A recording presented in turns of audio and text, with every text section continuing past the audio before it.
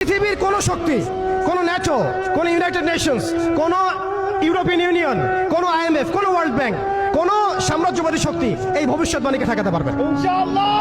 আপনি ওদেরকে চেষ্টা করতে দেন।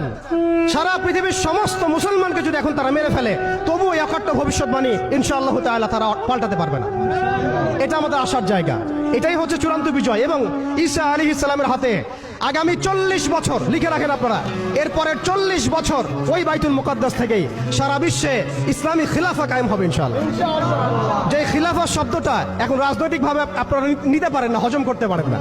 আমি জানি আপনারা জানেন না, অনেকেই এটা অজ্ঞতার কারণে হতে পারে, তারা হয়তো জানেন না, আমরা জানাতে এসেছি।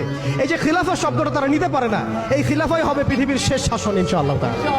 এই খিলাফা দিয়ে বিশ্ব শুরু হয়েছিল, এই খিলাফা দিয়েই বিশ্ব শেষ হবে। ঈসা আলাইহিস সালাম 40 বছর ওই জেরুজালেম থেকেই এই বিশ্বকে শাসন করবেন ইনশাআল্লাহ তাআলা। এটা লেখা হয়ে গেছে, কুদিয়াল আমর, এটা কেউ চেঞ্জ করতে পারবে না। এখন মাঝখানের এই সময়টুকুতে জায়নিস্ট আসলে কি করেছে এবং আমরা কোন কোন জায়গায় পিছিয়ে গেছি এবং আমাদের করণীয় কি হতে পারে, এটা আমি অল্প কথায় শেষ করে দিব। এক কথায় দেখুন, জায়নিস্ট মুভমেন্ট গঠন করার পরে তারা সর্বপ্রথম, ভালো করে খেয়াল করেন, তারা সর্বপ্রথম একটা ঐক্যবদ্ধ প্ল্যাটফর্ম এনেছে। আমরা দেখেন সারা বিশ্বে এখন পর্যন্ত মুসলিমরা একটা ঐক্যবদ্ধ প্ল্যাটফর্ম করতে পারি নাই। তারা ঐক্যবদ্ধ একটা প্ল্যাটফর্ম করেছে এবং সেই প্ল্যাটফর্মকে কেন্দ্র করে তারা সবার আগে খিলাফত ব্যবস্থাকে ধ্বংস করেছে।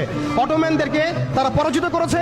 প্রথম বিশ্বযুদ্ধের সেই 1914 থেকে 18-এর মধ্যে তারা বাইতুল মুকাদ্দাসে প্রথম ঢুকেছে এবং তাদের সহযোগী ছিল পশ্চিমা বিশ্ব এবং ব্রিটেন।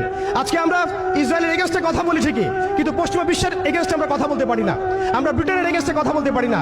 আজকে আমরা ইসরায়েল বিরোধী কথা বলি ঠিকই, আমেরিকার এগেনস্টে আমরা কথা বলতে পারি না। আজকে আমরা তাদের পণ্য বয়কট নিয়ে কথা বলি, এটাও দরকার আছে, কিন্তু তাদের আদর্শ দিয়ে আমাদের ব্যক্তি জীবন, পারিবারিক জীবন, সামাজিক জীবন, ইভেন রাজনৈতিক অর্থনৈতিক জীবন পর্যন্ত ঢেলে সাজানো হয়েছে, এগুলো আমরা ছাড়তে পারি না।